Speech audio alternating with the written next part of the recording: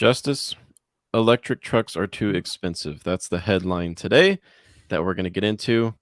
Not really a surprise, but it is definitely worth talking about. We're going to take a look at a brand new resource that we've published over at the joinyaa.com blog page, looking at every electric truck's price, range, charging time, things you need to know. But of course, there are other things we'll talk about today. How are you feeling? I like your I'm doing great. house. It's Friday. Oh Nice, yeah, nice beautiful. green Thank screen. you. Yeah. Yeah. Yeah, that's okay. My house does not look like that either. Oh yeah, it's Friday. It's 30 degrees outside where I'm at. What about you? I believe it's like 71. Nice, nice. So yeah, nowhere I bet near the 30s. some people over there are probably still wearing a sweatshirt. Of We, course. we've got quite a few people with us live this morning. Hello, James, John, Susanna, Mustafa, Sean. Thank you for being here. In addition to our headline story, we've got news from BMW, quite a bit of news from Tesla. I've got something to share from GM. And I think we're going to start with actually the GMC Sierra EV, which made its debut just last night, 5 p.m. Eastern. It is expensive. Not really a surprise because GMC had released plenty of teasers beforehand, letting us all know that it was going to be a premium truck, a luxury truck. Now, they say a $50,000 or so variant will be released in a few years' time, but I wouldn't be surprised if it's like 2026 before we see that, because the GM Sierra Denali Edition 1, the very first one to be released, won't even be here until the end of 2023. All right, I'm going to share my screen and take a look at the details with you guys. Another expensive truck is here. And after we go over this, Justice, I want to know your take. They're giving it the Denali name because it is fancy. In fact, GMC says it's going to be more in line with the Hummer EV in terms of interior luxury than it is with a traditional Sierra pickup truck. So that's good news if you're into luxury trucks. Bad news if you were hoping for a more affordable electric pickup, which is what I was hoping for. Specs are impressive. It's basically the Silverado EV, which was announced months ago at this point. Up to 400 miles of range. Pretty quick charging. So as far as electric trucks go, adding 100 miles in 10 minutes, that is fast. It's powered by GM's Ultium battery platform that they've engineered in partnership with LG Energy Solutions. It's got all kinds of outlets on it to power devices, power tools, power your home if your home is properly equipped. It's pretty cool. I'm not going to talk crap about the truck, but I am going to trash the price because the Denali Edition 1 that will be released in late 2023 starts at $107,000. $107,000. So at least they gave it the Denali name, right? And it looks pretty cool. But we need more affordable options. I'm not saying get rid of the Denali Edition 1 for 107 grand. I'm saying pretty please, GM and other automakers out there, include some more affordable options for those who are looking to get into an electric truck to reduce emissions, reduce fuel costs, have fun with the power that comes with an electric truck for a lower price. Like, Justice, where are the $55,000 electric trucks? Cybertruck? Yeah, Probably we'll not. talk about that. Probably not. But yeah, I don't. I mean, I think they're all still trying to do the Tesla thing. You got to come out with the expensive one to get all the profit to start building the cheaper ones. Yeah, that's what they're doing. Mm. Got to keep in mind that the F-150 Lightning is available now, and it technically starts at about $53,000 after several price increases. However, the $53,000 F-150 Lightning, that's going to be your standard range battery, 230 miles of range. It is the, I believe it's called the Pro Edition, right? It's Yeah, F-150 Lightning Pro. Pro. Extremely limited availability for now, almost exclusively for fleet customers, which is good for fleets. They're going to save lots of money on fuel by going electric. However, if you're a regular guy like me or Justice, and you're looking to get an electric truck for under 80 grand, it's really hard to do, if not impossible right now. Which electric truck are you most interested in, Justice? Well, obviously the Cybertruck, but That's beyond right. this, yeah, which I've had on order since 2019. Mm-hmm. But beyond that, I really like the Rivians so far. This one looked nice. I like this vehicle, but given the price point, oddly enough, the Rivian seems like more of a bargain now. But I like the Rivian. I'm not doing work truck stuff. The Rivian is not a work truck. It's a play truck. So Yeah, yeah, I agree. I agree with Stuart's sarcasm. EVs Mm, for everyone. Huh. If you want to have 2 mortgages. yeah. Yep, pretty much. We're going to keep talking more and more about electric trucks today. Lots to talk about, but I am going to head over to our resource just published on joinyaa.com. I'm just going to pull up the chart because I created a chart where we've got all of the essential info on electric trucks in one spot. So here we are at our website. We've got so many resources to share with everyone. Okay. Go down to the blog. Just published. I don't know. Was this published 20 minutes ago? Electric truck prices in 2023. Range, pricing, availability. We've got it all here for you. That's us. That's us right now, you guys. So I'm not going to click on it because then you would hear my voice twice. That would be weird and annoying. Here we go. The nitty gritties. 2023, 2024 models. This is what we've got. Take a look at some kind of deceptive advertising that these automakers are doing. For example, the Silverado EV, they say it's going to start at $40,000, but they're going to announce half a dozen price increases.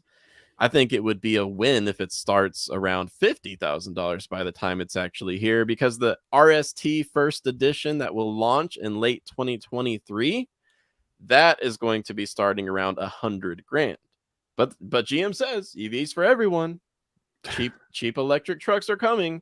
I would not expect to see a sub $60,000 electric Silverado until 2025. That's where Yeah. I'm at, and I'm willing. I'm like, I'll put money on that unofficially, monopoly money, but still. Here we go. So, some other electric truck prices. The F-150 Lightning, we just talked about that. The one at my local dealership is a Platinum extended range, and it is MSRP'd around $94,000 for a Ford F-150 Lightning Platinum. They decided to throw on a $40,000 dealer markup. That is ridiculous. GMC Hummer EV. That's a luxury truck. It's not really for any functional purpose, dare I say. No. But luxury prices, not even going to spend time on that. Sierra EV announced yesterday $107,000, eventually a $50,000 option, but we don't have any details on this. Rivian R1T, this is my favorite so far. Starts at $73,000, but it's hard to get one that affordable. I believe you'd have to be on the wait list until well into 2023, maybe even 2024 to get a Yeah. $73,000 R1T. Most that are being sold right now are going to be over $90,000. Range is impressive though. Tesla Cybertruck, Justice, fill us in. What's the update from the latest Tesla earnings call on the Cybertruck? So the Cybertruck is going to go into production mid 2023. This is Elon time though, so I that could believe in it mean though. It's 2025. going to happen. It's going to happen. Yeah, they're going to use the 4680 cells exclusively in the Cybertruck, which is nice. Those batteries are going to be made in Fremont and then sent over to the Austin factory where the Cybertruck is going to be built. It's no longer in production. They're actually now in tooling. So, yeah, look, it sounds like actually mid 2023 is correct because they're actually starting to build the factory to build the Cybertruck. So, that's going to be great. And Tesla says that all their vehicles should meet the Inflation Reduction Act requirements, all of the requirements. That's big news. And that's huge because I know we're all questioning the mineral sources. Mm-hmm. So, but Tesla says they should be able to meet 100% of the requirements. So that would mean Tesla EVs that fall under the price caps would be eligible for $7,500 in either tax credits or, starting in January 1st, 2024, a rebate. That would be big. So I mean, that would make the Model Y look a lot more attractive to me. Yeah. Certainly, I think the Model Y is the big winner out of all of that. Yeah, because the others are over the price caps. Who knows where the Cybertruck will actually fall? Hopefully under 80 grand, right? I mean, I think with their target of meeting all the requirements, I think they might just price it under there just so you can get that rebate. Yes. And rumor is that the referral codes are coming back. It has been spotted in the new software update that came through. Hmm. So that might be coming back, and I think that might be part of opening up the charging network, and then Yeah.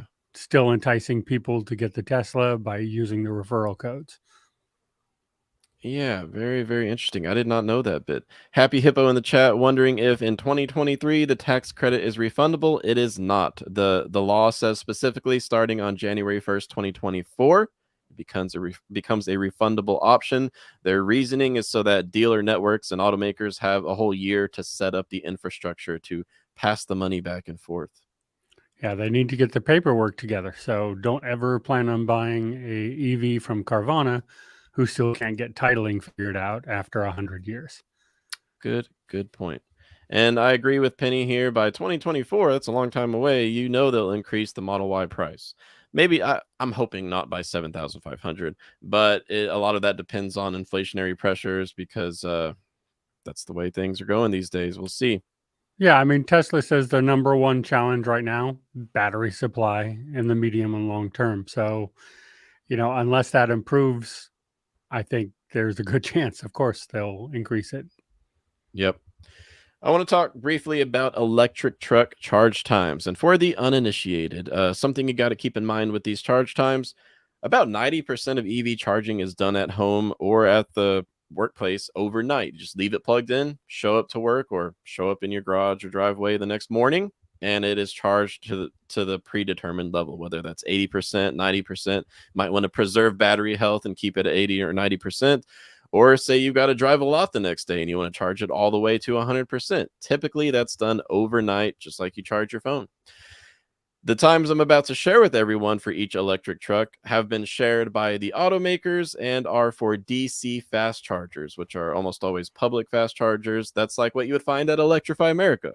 Tesla superchargers, which we expect the supercharger network to open to everyone in 2023. And then EVgo, those are some examples of the networks out there. It's generally a waste of time to try to charge all the way to 100% because as you get beyond 80, 85, 90%, depending on the engineering of the specific battery chemistry or battery management system, the EV is going to intentionally slow down the power it can accept in order to preserve battery health. So most of these times you're going to see were reflected from the automakers of like charge times to 80% or something like that. All right, let me go ahead and scroll down. Here's what we got. I wanted to share this with everyone. I figure this particular live show might attract some new audiences today who are interested in electric trucks, so I felt like this was important to include. The most impressive one on this list, it's going to be the Ultium-powered trucks. GM's new Ultium electric powertrain is pretty impressive. We don't know what the Cybertruck's capabilities will be yet, but I'm going to guess it would not be any less than what GM is bringing with the Ultium battery. You could add 100 miles in 10 minutes with the Silverado EV, GMC Hummer EV, and the GMC Sierra EV. That's pretty quick when it comes to EV charging. Keep in mind, they've got massive battery packs. An electric truck is going to have a much larger battery pack than my Hyundai Ioniq 5 because it's larger, it's less aerodynamic, it's going to need more electricity to go the same number of miles. These are pretty impressive charge times. And as someone who has recently grown into the EV lifestyle in the past year myself, I can say that time flies. You run into the gas station because a lot of these chargers are at like a gas station or at a Walmart or who knows where. You run in, get a bite to eat, go to the restroom, and then you're almost done. So these are decent charge times. But Justice, I want to know what you think about the F-150 Lightning because Inside EV's charge tests kind of let me down. It shows that you're really going to be there for 40, 45 minutes if you're on a road trip. If you're trying to go from like 10 to 85% in an F-150 Lightning, it's not as quick as I would have thought it would be. No, it's not. I expect a little bit more out of it too. And with trucks, except for the Rivian, which is not a work truck, it's an adventure truck. With with trucks, I expect that they're going to have to charge more because they're going to be hauling stuff. They're going to be driving around a lot more than the average person in their vehicle.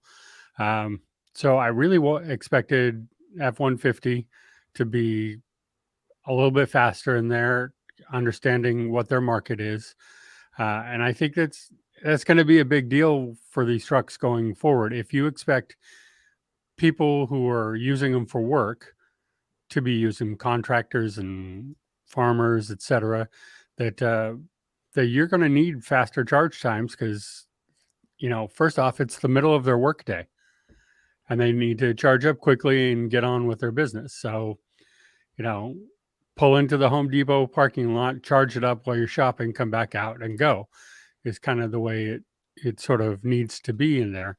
And when you got these slow charging times, it's just not going to work. I totally agree. And not to mention, you got to make sure that the chargers themselves are reliable. Yep. We've said it many times before. The supercharger network has high reliability. Every other network currently does not, but they're working on fixing that. For example, Electrify America is currently replacing its worst performing charging stations with updated brand new technology. Hopefully, that is a big improvement. The National Charging Network, funded by $7.5 billion in federal money, that's going to start construction at some point in 2023. So by 2025, I wonder how different the scene is going to be. Hopefully, it's a lot better because we'll be screwed if it's worse. Yeah, I mean, yeah, it has to be better than this. If we're serious about adoption, certainly the networks need to get better. The infrastructure needs to get better. I have hope. I mean, just the difference in the last 3 years, if we just keep making that kind of progress, um, then we'll be in great shape. Yes, and Tesla is a lot more than a car company. In fact, they're a tech company, but Yeah. they're heavily into the energy company world now. We're going to get into some data here in a second, but I want to mention that I personally think the most likely scenario is going to be that Tesla saves us all when it comes to public EV charging. I think those of us who don't drive Teslas, like myself, we're going to be paying Tesla to use their reliable, well maintained charging network in a few years' time. And that is okay with me. Um, I think they're going to grow and become the BP or the Chevron or whatever, the big brand when it comes to charging in America and perhaps around the world. I'm going to share some interesting info on that front from Tesla to kind of hammer home 2 points. Number one, Tesla is increasingly an energy company, and that's a good thing. And number Yeah. two, battery shortages not too far away. Okay. So Tesla's Q3 2022 results show that battery energy storage system deployment reached a new high in a big way. Here's the graph right here. Take a look at that. You can see they smashed previous records with grid scale energy storage deployment. Tesla doesn't just produce and buy batteries for their cars, right? They also produce and sell batteries for grid scale applications and the Tesla Powerwall, which you can purchase for your own home. But largely, this is grid scale deployment. Now, what I mean is the state of California, even the state of Texas, which are polar opposites when it comes to politics, right? Yeah. California and Texas are two states that are buying tons of Tesla grid scale battery storage. This is to provide stability to their electrical grids that are increasingly reliant on intermittent power sources such as wind and solar. If you've got massive grid scale battery deployment, in this case supplied by Tesla, then you can literally use solar energy at night. So I just wanted to share with everyone Tesla is increasingly an energy company too, and the demand for batteries is increasing. I think we're going to be more and more likely to start to see battery shortages once we get closer to 2024, 2025. I don't want that to happen, but Justice, do you think I'm wrong? Be honest. No, no, I think that's until all the new mines and plants come online, I think we're going to see a shortage for probably 2 years while we're waiting for those to finish coming online. Luckily, a lot of them are building now, but it takes a long time. So yeah, I agree. 2024, end of 2024, I agree. I think we'll have probably see about a 2 year real big chip style crunch in batteries. Unless there's a revamp to the permitting processes for opening a new lithium mine, which lithium is generally by far, it's the element needed for battery production. It As of now, it takes between 5 and 7 years to open a new lithium mine, so it could be 2030 before we see any major um, easing in the battery supply issues here in the United States. Well, I We need know Canada and Australia have sped up the process Good considerably. point. Want to be they both want to be the world leaders in it. So they're both racing forward to try to get that in Good place. point. I know the big new Canadian lithium mine that was announced not too long ago. It is going to be 98% powered by hydropower, the power of water. That's awesome. And and Elon said possibly then Giga Canada because of that, and they're looking at the shifting their plans on where they're going to build their next plant, and that seems to be their target number one right now. Here's a good question from James, and I want to know what your take is, and I'll share my thoughts. What kind of premium will Tesla charge non Tesla car owners to charge at the supercharger network? Can you remind me what the prices are for Tesla owners right now? I know it Oh, varies from state to state, but what's the range? Isn't it between like 38 and 50 something cents per kilowatt hour? yeah, it was. Yeah, it's in the 30s that I know here. I don't know anyone doing as high as 50, but that might be in other areas. In California, it's in the mid 30s. Last time I checked. Well, the short answer, James, is that we don't know what kind of premium Tesla Yeah. will charge. They have not shared that information, but there will be a premium because they need additional revenue to fund the growth of the supercharger network, which is going to be a priority once they open the network to the rest of us, right? Because if you've But got what's that? but you know the price. You say it all the time. We all know 69 cents. Elon. That's what it's going to be. It's It's either going to be 69 69 cents cents. or $4.20 a kilowatt hour, and that's a no-go, so it's going to be 69 cents, right? Yeah. Yeah. I mean, we know Elon. We know that's how that's going to go. It is very difficult to turn a profit on EV charging. Installing a DC fast charger can cost well over $100,000. I'm guessing Tesla has optimized that as they tend to do Yeah. in some way with their supply chains. But yeah, making money is not easy, and I would imagine if anybody could, you've said it before, Justice, if anybody could make money on EV charging, it would be Tesla. Maybe they'll Yeah. find out a way. They've they've streamlined a lot of the process. They know how to do it. They've got economy of scale behind them going through with this. So like they're definitely the ones who can make this a reality and make it happen. True. Let's move on to some other stories from the last Mhm. 5 minutes of the show. GM is considering a mid-size Hummer. This was new news to me. I don't know if you had heard this. I don't know this one. All right, so they're Still a considering Hummer though, right? yeah, so the Yeah. Hummer is fully electric now. There are no combustion Hummers produced in 2022, but they're considering a more mid-sized version because if you have seen the Hummer EV in 2022 in person, you would know it is a massive hunk of metal. It's like a tank. It's too big, in my opinion. And I'm hoping that a mid-sized Hummer EV would be a more reasonable size, perhaps more functional, maybe a slightly larger bed, but not quite as hefty overall. And of course, a lower price point would be nice, but it's still going to be a Hummer EV, so I'd imagine it wouldn't be any more than 10,000 less. Yeah. That's what So I'm this thinking. is just their H2 electric version, right? You're right. You're right. Yeah, we don't know too much more about that, but GM has invested so many billions of dollars in electrification that they're throwing money at everything right now, aren't they?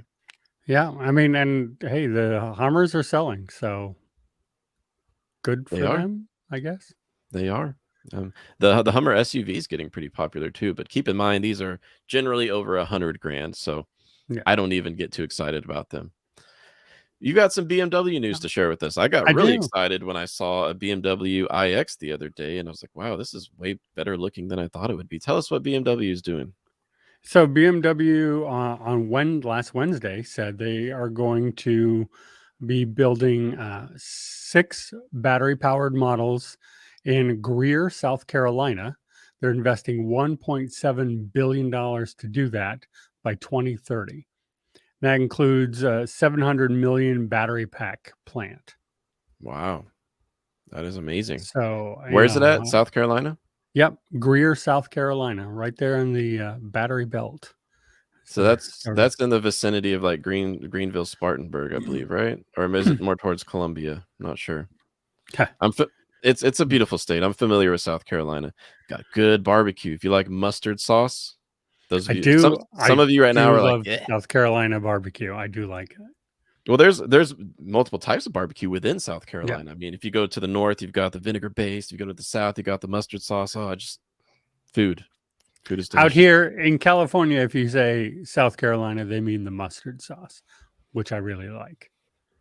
Yeah. So We've got some big news to share with everyone. It's a bit of a schedule change for our show. So you guys listen up, okay? First of all, please like and subscribe if you're here, if you enjoy the content. We've got more on the way starting Friday of next week, 1 week from today. Our show is going to be prime time when it comes to YAA. That is going to be 12:45 p.m. right after the Ray and Zach Daily News You Can Use show. We're moving to prime time, you guys. 12:45 p.m. starting 1 week from today. I'm excited. Are you excited, Justice? This was your I idea. am. I This was am a good very idea. excited. Yeah, I think it. So you can have a YAA hour. You can start with Zach and Ray and end with Justin and me. I mean, that's fantastic. I think it makes a lot of sense. I'm excited for the move and to see all what comes with it. Yep, me too. Maybe we'll have some more interviews on the way soon. We recently interviewed Kyle Connor of Out of Spec Motoring. So those of you who are EV nerds out there, you know who Kyle Connor is. He makes the best EV reviews, in my humble opinion. And we've had him on the show recently. We've had Recurrent Auto, which they're just transforming the used EV Yeah. buying experience. We had them on the show, and I think we're gonna have some more guests pretty soon. We'll see. But Justice, thank you so much for being here. We'll call Thank it a you. day. All right. And Happy Friday, everybody. happy Friday. Don't forget, you can now get YAA merch. So if you're interested in that, head over to joinyaa.com. We've got the coolest merch in the business right now. Okay. But we'll see you guys next week. Thank you so much. Have a great weekend.